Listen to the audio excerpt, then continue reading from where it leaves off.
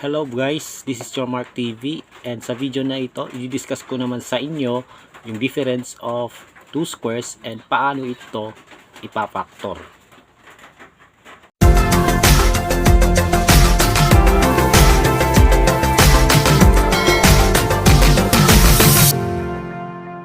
Okay, ang pattern sa difference of two squares ay a squared minus b squared equals a plus b multiplied by a minus b. Kumbaga, the difference of two squares is equivalent to the factors, no, which are the sum and difference of the same two terms. So, saan galing ang pattern na ito? So, galing siya dito na kapag binag-multiply natin by using FOIL method, ang magiging resulta ay ito.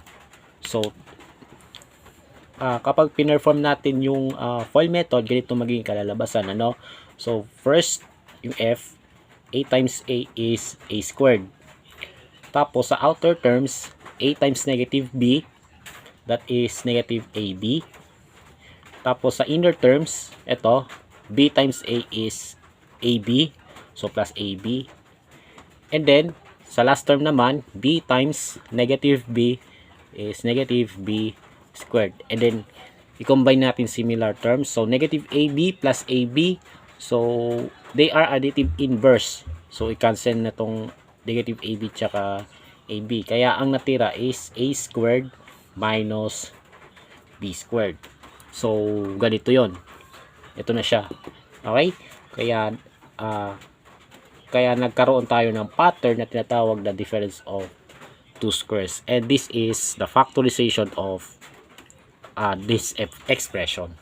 Okay, so paano natin malalabas ito?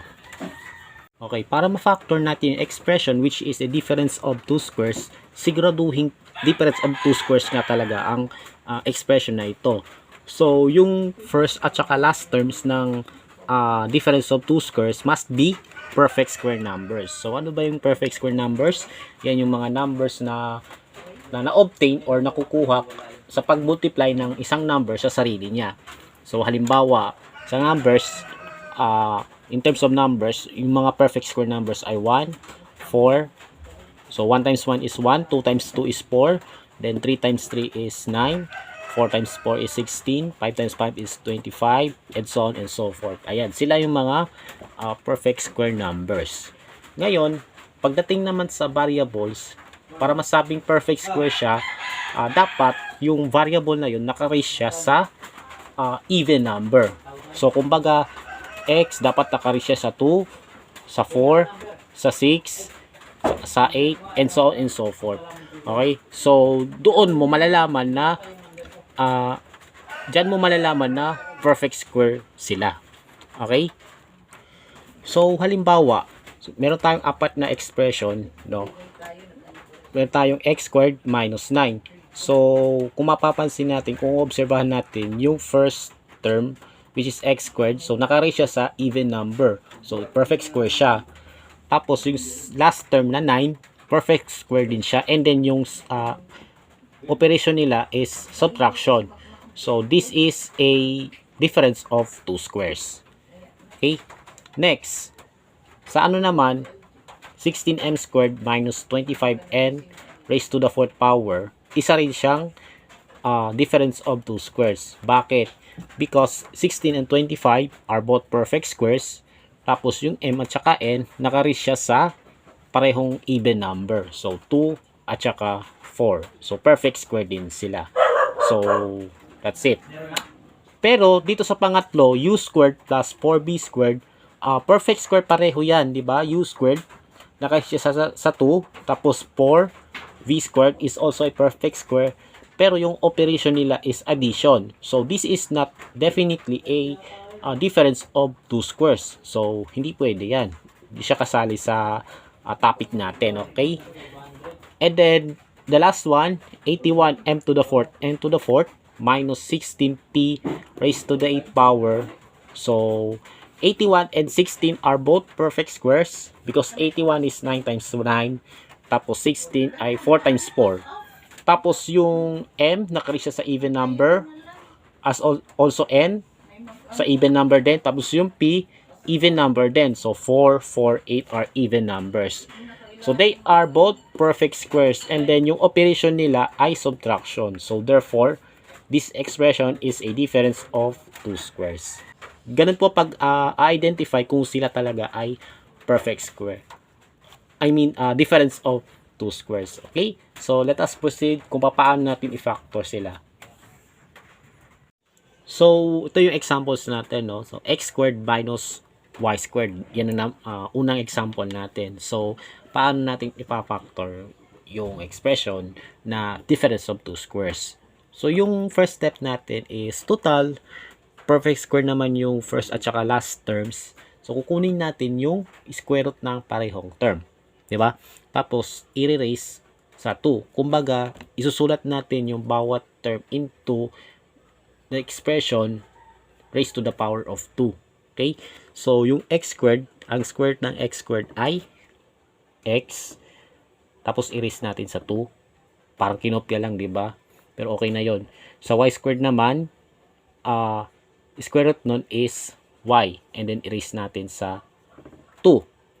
So, kumbaga, x at saka yung y, yun yung dalawang terms na hinahanap natin, di ba? Kumbaga, ito yung a, tapos ito yung b. So, according dun sa pattern kanina, di ba? So, a squared minus b squared equals a plus b multiplied by a minus b. Yan yung pattern na nakita nyo kanina, di ba? So, kumbaga, parang ano lang yan eh. Yung factors nun is just the sum and difference of two terms which are x and y. So, isusulat natin as factors. Yung unang factor is the sum of x and y. So, x plus y yan. And the second factor is the difference of these two terms, x and y, which is ano pala, x minus y. So, the factors are x plus y multiplied by x minus y. So, this is the answer. Ayan. Next, y squared equals 9. So, kunin muna natin square root and then erase natin sa 2. No? So, y squared, the square root of y squared is y. Then, erase natin sa 2. Then, minus square root of 9 is 3. Then, erase sa 2. Okay? So, yung dalawang terms na yun ay y at saka 3. And then, yung factors nun is the sum of these two terms, y and 3, which is y plus 3. Yan yung unang factor natin. Tapos, yung second factor natin is the difference of these two terms, y at saka 3. So, y minus 3. So, y plus 3 multiplied by y minus 3. And these are the factors of y squared minus 9. Next, sa number 3 naman, 16m squared minus 25n squared. So, again, para silang perfect squares. So, isa-isay natin pagkuha ng square root. Ano? So, 16n squared. So, square root of 16 is 4.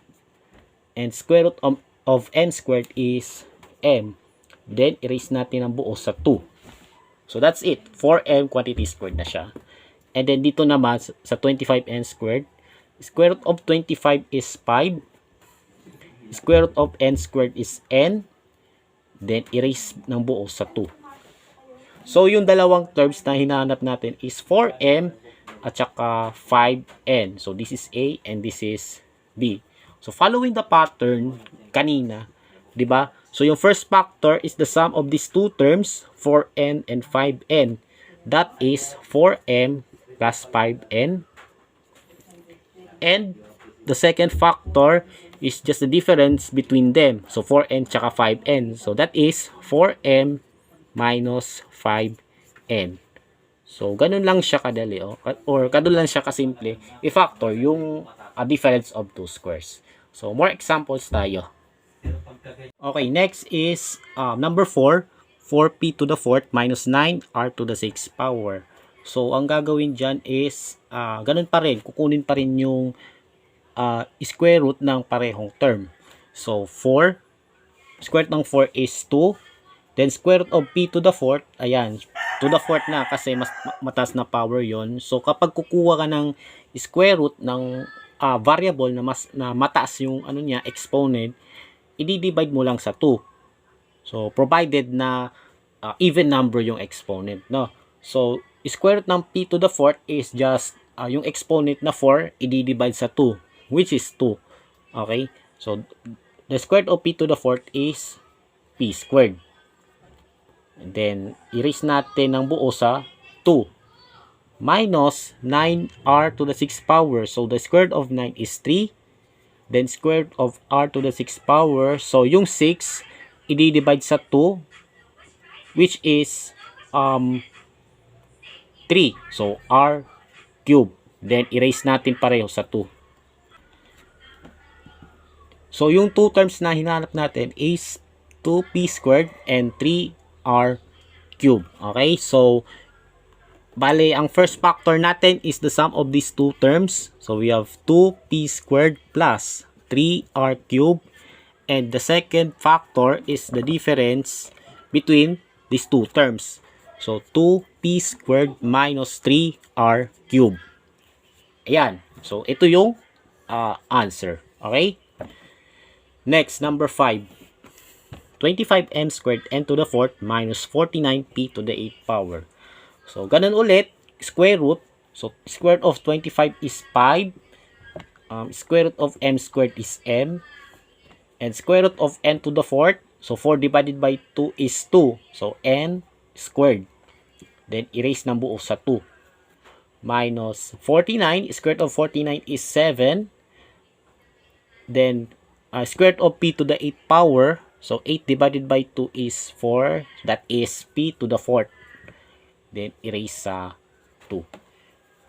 Next, yung terms natin is 5mn squared and 7p to the 4th power. So, yung first term natin is the sum of these two terms. So, 5mn squared plus 7p to the 4th. And the second factor is the difference. So, 5mn squared minus 7p to the 4th. So, that's it. Okay? And sa number 6 naman, we have x plus y quantity squared minus 25.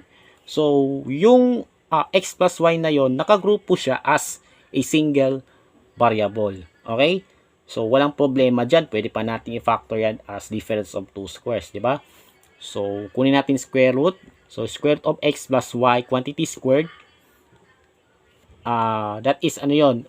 X plus y. And then, erase natin ng buo sa 2. Ayan. And then, sa 25 naman, square root doon is 5. Then, erase sa 2. Ayan.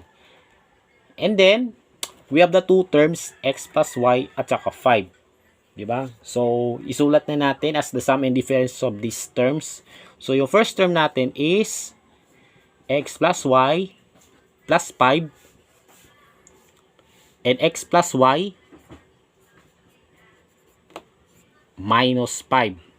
And then, tanggalin natin yung grouping symbol na parenthesis, yung sa loob. Diba? So, magiging ano siya, x plus y plus 5. Tapos, yung isa naman, x plus y minus 5. And this is the answer. Okay? So, that's it. Ito na yung factorization of difference of two squares. No? So, yung mga susunod na example is medyo mahirap-hirap naman. So, let us proceed. Okay, ito yung examples natin. No? Number 1, 2x squared minus 18. So, kung makikita natin, yung 2 tsaka 18, hindi sila perfect square. Di ba? Pero kung hahanapan natin ng common factor, baka meron pa tayong magawa. Di ba? So, yung 2 at saka 18, meron silang common factors. And that is 2, di ba? Yan yung GCF nila. So, yung GCF nila is 2. So, sa variables, wala namang di ba? Walang variable to. So, 2 lang talaga ang GCF. And then, ilabas natin si 2. And then, i-divide i-divide natin yung terms sa 2. So, 2x squared divided by 2. So, wala na to, no? So, x squared na lang. And then, minus, then 18 divided by 2 is 9. So, kung makikita natin dito sa factor na ito, x squared minus 9. So, this is a difference of 2 squares. Kasi, x squared at saka 9, sila ay parehong perfect square. Tapos, may minus sa gitna. So, this is a difference of 2 squares. Ngayon, dahil doon, pwede pa natin to i-factor itong x squared minus 9. Diba? Katulad ng ginawa natin kanina. No? So, from 2 multiplied by x squared minus 9. So, yung x squared minus 9 ng ano natin, no? So, square root of x squared is x. And square root of 9 is 3. Then, i-erase pareho yan sa 2. And then, we have the two terms x and 3. So, yung first factor is the sum of x and 3. So, x plus 3. And then, yung second factor is x minus 3. Tapos, kopyahin natin yung iba pang factor. Okay? So, meron na tayong sagot. So, 2 multiplied by x plus 3 multiplied by x minus 3. So, ito yung factored form niya. Ganun lang. Next, number 2. 20y minus 45y cubed. So, again, hindi sila perfect square. 20 tsaka 45. Even y tsaka y cube, hindi sila perfect square. Pero, kukunin muna natin yung GCF nila. Okay? So, ano ba yung GCF nila? So, 20 tsaka 45. So, parehas sila na-divide sa 5. So, yung GCF nila is 5. And then, sa variables naman, y at saka y cube. So, kukunin lang dito is yung smallest power of the same variable. So, that is y. Diba? Or y to the first power. So, ito yung GCF. So, therefore, the GCF is 5y. So, ilalabas natin yung 5y mula sa given expression. So, ayun. I-divide natin sa 5y para makuha yung isa pang factor. No? So, 20y divided by 5y. So, 20 divided by 5 is 4. Then, cancel yung y. Minus 45 divided by 5, 9. And y cubed divided by y, y squared. So, 3 minus 1 is 2 eh. So, ayan na siya. Yung 4 at saka 9y squared. And then yung minus sign. So, perfect square silang pareho. So, pwede pa nating i-factor to. 'Di ba? So, mula dito sa factors na to, so 5y multiplied by 4 minus 9y squared. So, factor natin to nung 4 minus 9y squared. So, 4, square root ng 4 is 2 raised to 2. Then, 9y squared, square root nun is 3y. Then, erase sa 2. And, isusulat natin 2 factors, no? Yung isa ay sum ng 2 terms. So, 2 at saka 3y. 2 plus 3y. Tapos, yung isa naman ay difference. So, 2 minus 3y. And then, copy the remaining factors, no? So, ito yung sagot. 5y multiplied by 2 plus 3y multiplied by 2 minus 3y. That's it. Okay, sa number 3 naman, 16x to the 4th minus 81. So, as you can see, mukhang wala tayong common factor na mailalabas, no? So, we don't have any GCF here aside from 1. So, total, ano sila? Difference of 2 squares ito. So, pwede na nating i-factor yung ito, di ba? So, 16x to the 4th. So, square root nun is 4. Then, square root of x to the 4th. So, divide lang sa 2. So, x squared. Then, erase sa 2. And then, sa 81 naman, square root nun is 9. Then, squared. So, yung factors or yung terms na hinahanap natin is 4x squared at saka 9. So, isulat na natin as yung first term natin is the sum of these two terms. So, 4x squared plus 9. And then, yung second factor naman is yung difference nila. So, 4x squared minus 9. Sorry. 9 pala to. Ayan. So, kung makikita nyo, tapos na ba to? Hindi. Hindi pa. Kasi kung makikita natin yung factors, ito, di ba? Pwede pa ito ma-factor. Alam mo kung bakit? Isa din nitong difference of two squares. So 4x squared is a perfect square and so is 9. And then yung operation na subtraction, pasok siya sa ano, di ba? Difference of two squares. So pwede pa to i-factor. Okay? So kung ganon, pwede tayong mag-proceed, no? Mag-proceed pa tayo. Yung 4x squared nun is 2x, then nakaraise sa 2. And then yung 9 naman, square root nun is 3. Ayan. So 2x at saka 3 yung terms. So yung first term natin is 2x, or first factor natin is 2x plus 3. Tapos yung second factor is 2x minus 3. And then, how about this one? So hindi siya difference of two squares kasi plus sign ang ginamit, no?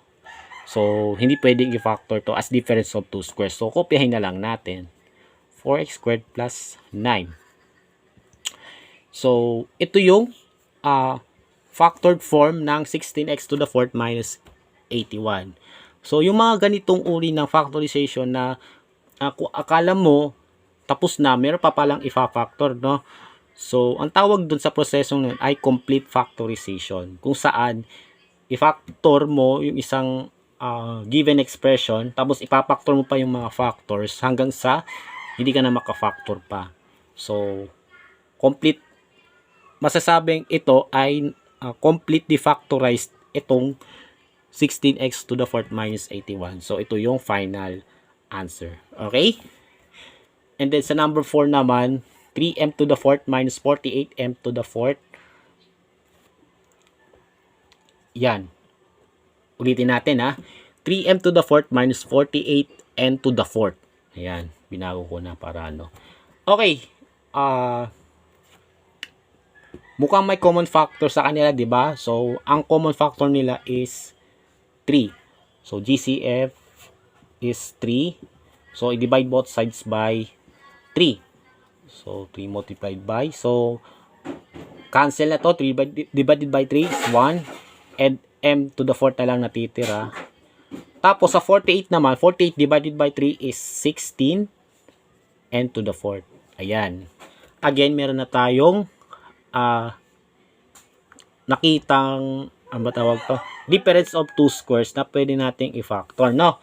So, m to the 4th, square root doon is m squared raised to the second power. Tapos, minus, yung 16n to the 4th, 4n divided by 2 itong exponent. So, 4n squared raised to the second power.